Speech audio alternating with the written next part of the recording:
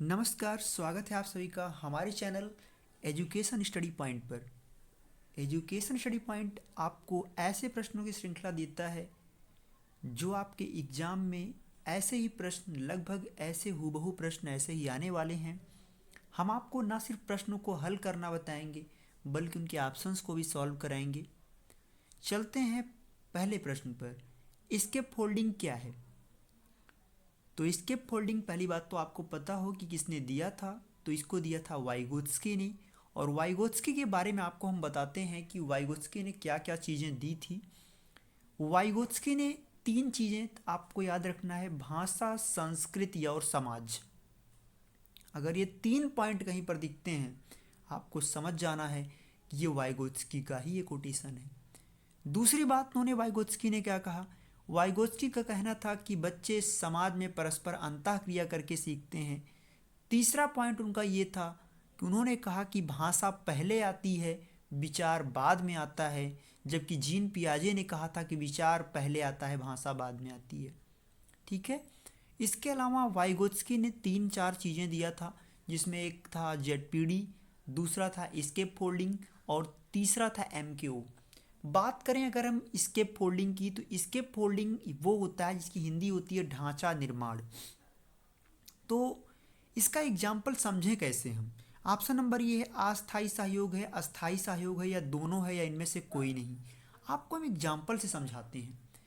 जैसे मान लीजिए कि इसके फोल्डिंग की यहाँ पे बात हो रही है, तो इसके फोल्डिंग का यहाँ पे मतलब ये है कि सहयोग किस तरह से मिल रहा है। मान लीजिए आप किसी बच्चे को साइकिल पकड़ के चलाना सिखाते हो, तो क्या पूरे जीवन आपको साइकिल पकड़ना पड़ता है? आप 2 दिन, 3 दिन, 4 दिन पीछे से आप पकड़ते हो साइकिल, लेकिन जीवन भर आपको साइकिल नहीं पकड़ना पड़ता। इसका मतलब है कि ये दिया गया जो सहयोग है ये अस्थायी सहयोग है, क्योंकि उसको इस सहयोग की जीवन भर ज़रूरत नहीं है। इसी में लोग कन्फ्यूज होते हैं। जो ये सहयोग दिया गया ये अस्थायी सहयोग हुआ, क्योंकि ये सहयोग अब जीवन भर थोड़ी दिया जाएगा। एक बार ये सहयोग 2 बार हो गया तो अब जीवन भर साइकिल चला लेगा ना, कि पूरे जीवन साइकिल पीछे पकड़ना पड़ेगा। जबकि जेडपीडी में क्या होता है कि जेडपीडी में सहयोग, समस्या जब आती है, शुरुआत में तो नहीं होता, ये समस्या जब आती है तो उस टाइम जो वयस्क के द्वारा लिया गया सहयोग होता है। जैसे मान लीजिए कोई खिलौना है, बच्चा खेल रहा है और खिलौना मान लीजिए टूट गया, कुछ चीज़ें उसमें वो अपने सही कर लिया और थोड़ी बहुत चीज़ें उसमें एक आध पॉइंट्स गलत जुड़ गए। अब वो सोच रहा कि कोई उसकी मदद कर दे तो शायद उसका काम हो जाए। तो कहने का अर्थ ये हुआ कि समस्या समाधान के दौरान वयस्क के द्वारा लिया गया सहयोग ही जेडपीडी है। यानी अंतर ये हुआ कि जेडपीडी में मदद लास्ट में जेडपीडी में मदद लास्ट में ली जाती है और ये मदद अस्थाई होती है, क्योंकि अगर बच्चा दोबारा फिर से गलती करेगा तो आप सहयोग करोगे, वह अस्थाई सहयोग है। और इसमें मदद लास्ट में ली जाती है, जबकि इसके फोल्डिंग मदद शुरुआत में ली जाती है, लेकिन वो अस्थाई होता है। जेडपीडी के कई नाम होते हैं। एक तो होता है संभावित विकास का क्षेत्र, वो समीपी विकास के क्षेत्र के नाम से भी जाना जाता है, और इसको जोन ऑफ प्रॉक्सिमल डेवलपमेंट तो कहते ही कहते हैं। तो इसका हो जाएगा ऑप्शन नंबर ए सही हो जाएगा। क्या होगा? अस्थाई सहयोग। चैनल पे आप हमारे आए हैं तो चैनल को आप सब्सक्राइब जरूर करें, लाइक भी कर दीजिए, शेयर भी कर दीजिए, क्योंकि लाइक शेयर सब्सक्राइब करने से ही, आप सभी लोगों से ही हमें मोटिवेशन मिलता है। चलते हैं हम अगले क्वेश्चन पर। दूसरा क्वेश्चन है, वाइगोत्स्की के अनुसार बच्चे कैसे सीखते हैं? तो पहला क्वेश्चन है, पुस्तक से, मैदान में, या वयस्कों से अंतःक्रिया करके। मैं पहले भी बता चुका पूरा क्वेश्चन का, तो मैं सारे ऊपर ही बता दिया हूँ कि ये वयस्कों से अंतःक्रिया करके सीखते हैं। ऑप्शन नंबर सी सही हो जाएगा। चलते हैं अगले क्वेश्चन की तरफ। वाइगोत्स्की के अनुसार बच्चे का खुद से बातें करना क्या है? याद रखना, यही बात अगर कहा जाए, हालांकि ऑप्शन देखते हैं, अहम केंद्रित, सामाजिकृत, अपने कार्य को दिशा देना, कोई नहीं। अगर यही क्वेश्चन जीन पियाजे के हिसाब से होता तो इसका उत्तर अहम केंद्रित होगा, लेकिन अगर ये वाइगोत्स्की के अनुसार है तो बच्चा अपने कार्य को दिशा, आपने सीटेट के क्वेश्चन में दिया दिखा होगा कि कोई लड़की कपड़े को प्रेस करते हुए अपने से बातें कर रही है तो वो क्या करने की कोशिश कर रही है, तो आप वाइगोत्स्की के अनुसार तब आप वहाँ पे कहते हो कि वो जो है अपने कार्य को दिशा दे रही है ना। तो हो जाएगा ये क्वेश्चन नंबर 3 इसका, ऑप्शन नंबर 3 इसका सही हो जाएगा। अपने कार्य को दिशा दे रही है।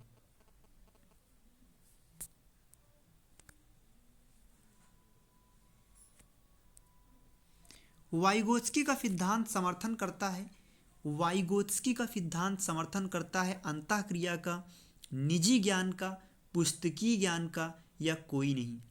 तो वाइगोत्स्की का सिद्धांत किसका समर्थन करता है? तो वाइगोत्स्की का सिद्धांत समर्थन करता, मैं कई बार कहा, अंतःक्रिया, सामाजिक अंतःक्रिया करके बच्चा सीखता है।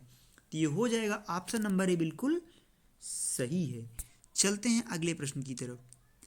समीपस्थ विकास का क्षेत्र क्या है? मैं अभी पहले ही आप लोगों को पढ़ा चुका हूँ इस चीज़ को, जेडपीडी के बारे में मैंने कहा नहीं कि वही है जेडपीडी, वही है समीपस्थ विकास का क्षेत्र, यानी पड़ोसी क्षेत्र। गलत बात। समस्या समाधान में बच्चे द्वारा लिया गया वयस्कों का सहयोग। मैं कई मेरे आप वीडियो में अगर शुरुआत में देखोगे तो मैं जो बातें वहाँ पे कह देता हूँ, लगभग वो बातें लगभग आपके पूरे पेपर में ऐसे ही घूमेगा। आप पेपर उठा के देखिएगा, जब आपका पेपर आएगा 23 तारीख को, तो आप कहेंगे हाँ।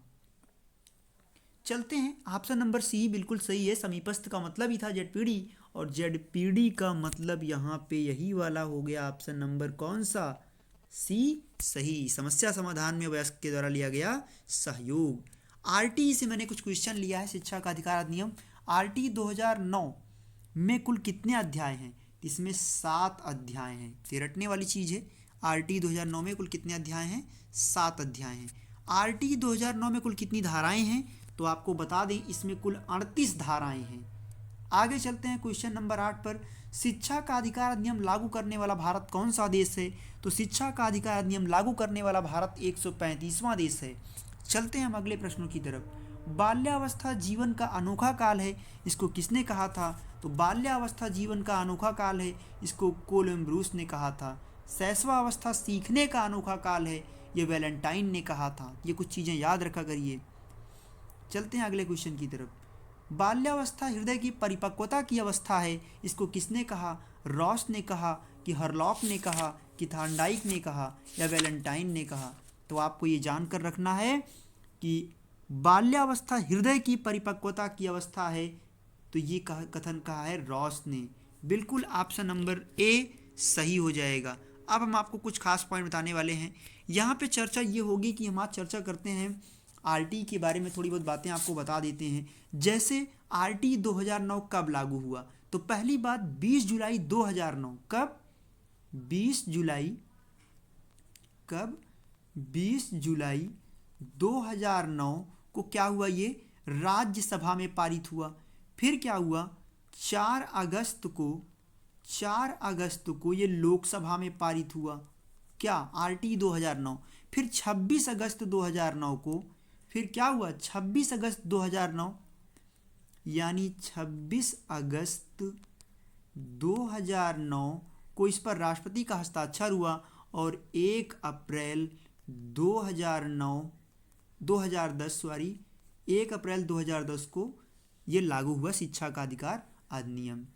इसके अलावा आरटी के बारे में आपको कुछ खास पॉइंट बताएं कि आरटी 2009 के अनुसार प्राथमिक शिक्षक में शिक्षक छात्र अनुपात अगर पूछता है कि प्राथमिक यानी प्राइमरी में शिक्षक छात्र अनुपात कितना है, तो वो है 1:40 का, यानी कि 40 बच्चे पर एक टीचर, ये प्राइमरी का है, और यानी कि प्राथमिक का है। और उच्च प्राथमिक की बात की जाए तो एक टीचर रहेगा 35 बच्चों पर। ये सब बातें आप दिमाग में रखिएगा आरटीई का।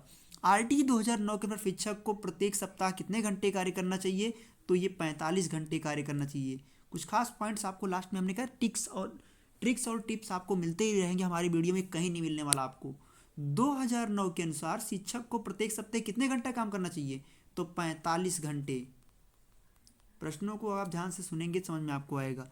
विद्यालय प्रबंधन समिति शिक्षा के अधिकार अधिनियम किस धारा में है? तो ये 21वीं धारा में है।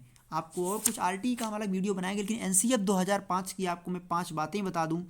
पहली बात है कि ज्ञान को असली जिंदगी से जोड़ना, ज्ञान को पाठ्य पुस्तकों से दूर ले जाना, ज्ञान को गतिविधियों के द्वारा देना, रट्टा मार प्रणाली से इसको दूर ले जाना, और राष्ट्रीय मूल्यों के प्रति आस्था पैदा करना।